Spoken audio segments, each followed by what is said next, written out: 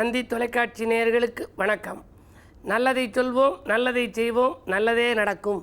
ஒரு வாழ்க்கையில் நல்லது நடக்க வேண்டும் என்று சொன்னால் நல்லதை சொல்ல வேண்டும், நல்லதை செய்ய வேண்டும். அந்த அடிப்படையில் இன்றைக்கு 3/3/2015 செவ்வாய்க்கிழமை ஆயில்யம் நட்சத்திரம் நாள் முழுவதும் இருக்கிறது. இன்றைக்கு பிரதோஷம். நந்தியை வழிபட்டு நலம் காண வேண்டிய நாள். அருகில் இருக்கும் சிவாலயத்திற்கு சென்று இன்று மாலை நேரம் பிரதோஷ நேரத்திலே நந்தியம்பெருமானை வழிபட்டு நலங்களையும் வளங்களையும் வரவழைத்துக் கொள்ளுங்கள் என்று சொல்லி இன்றைக்கு நான் உங்களுக்கு சொல்ல இருக்கிற நல்ல கருத்து உத்திரம் என்ற நட்சத்திரத்தை பற்றி.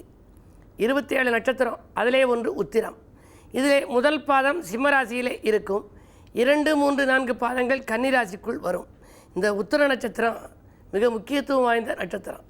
பங்குனி உத்திர தன்றைக்கு தெய்வ திருமணங்கள் எல்லாம் நடந்ததாக புராணங்கள் சொல்கின்றன. என்னென்னவெல்லாம் நடந்துச்சு அப்படின்னா, அன்றைக்கு முருகன் வள்ளி தெய்வானை, அதில் முருகனுக்கும் தெய்வானைக்கும் திருமணம் நடந்தது பங்குனி உத்திரம். மீனாட்சிக்கும் சுந்தரேஸ்வரருக்கும் திருமணம் நடந்தது பங்குனி உத்திரம். மன்மதன் உயிர் பெற்று எழுந்த நாள் பங்குனி உத்திரம். மகாலட்சுமி அவதரித்த நாள் பங்குனி உத்திரம். நான்முகன் கலைவாணியை மணந்து கொண்ட நாள் உத்திர நட்சத்திரம். 27 கன்னியரையும், அதாவது 27 நட்சத்திரங்களாக இருந்த கன்னியர்களை சந்திரன் மணந்து கொண்ட நாள் உத்திரம் நட்சத்திரம். ராமர் சீதையை மணம் புரிந்த நாள் உத்திரம் நட்சத்திரம். ரங்கமன்னார் ஆண்டாளை திருமணம் செய்து கொண்ட நாள் உத்திரம் நட்சத்திரம். இப்படி தெய்வ திருமணங்கள் எல்லாம் நடந்த இந்த நாள் எப்படி முக்கியத்துவம் வாய்ந்தது என்பதை நீங்கள் அறிந்து கொள்ளுங்கள். வீட்டில் முன்பெல்லாம் உத்திரம் இருக்கும்.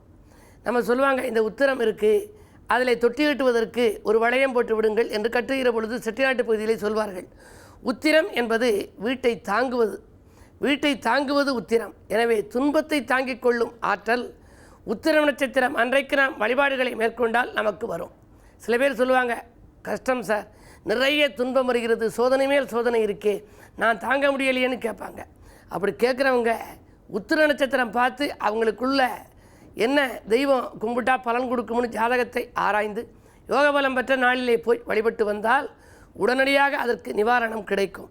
பொதுவாக இனப்பெருக்கம் வேணும், வாழ்க்கையில் வாரிசு கிடைக்கல அப்படின்னா, சிவகங்கை மாவட்டத்தில் நேமம்னு ஒரு ஊர் இருக்குது, காரைக்குடி பக்கத்தில் இருக்குது. அந்த நேமத்தில் ஜெயங்கொண்ட சோழீஸ்வரர் சௌந்தரநாயகி அம்மன் இருக்குது. அவருக்கு ஜெயங்கொண்டார்னு பேர். என்ன ஜெயங்கொண்டார் இவர்? சித்தசனை கண்ணால் எரித்தும் ஜெயங்கொண்டார், சிரித்தும் ஜெயங்கொண்டார்னு ஒரு பாடல் வரும். மன்மதனுக்காக அங்கே ஒரு விழா நடந்ததாக ஒரு சரித்திரம் கூறுகிறது.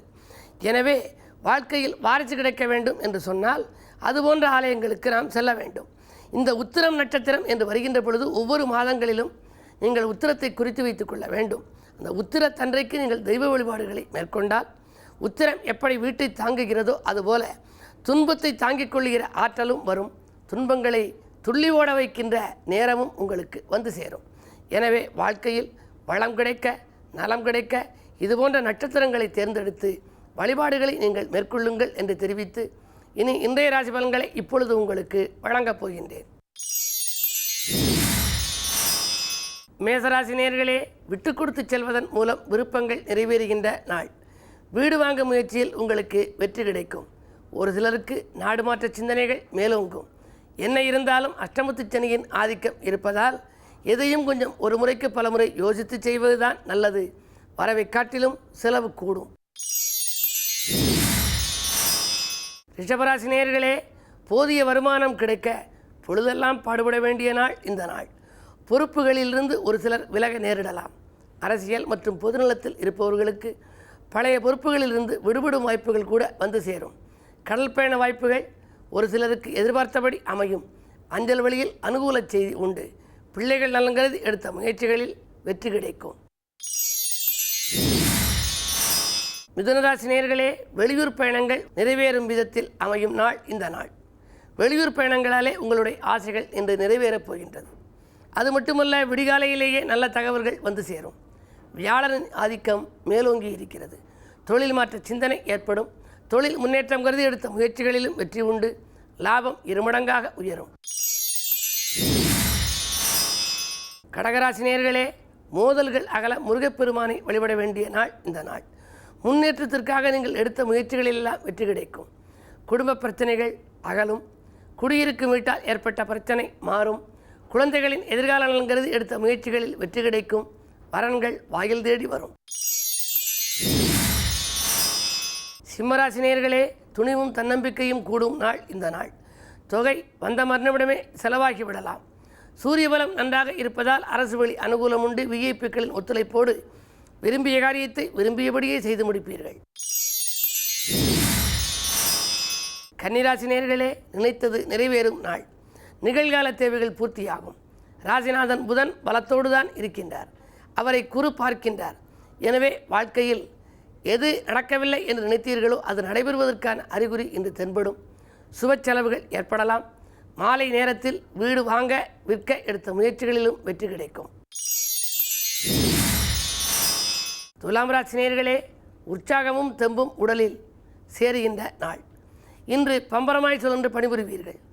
உடன் இருப்பவர்கள் உங்கள் பணிக்கு ஒத்துழைப்பு செய்வார்கள். தனவரவு தாராளமாக வந்து சேரும்.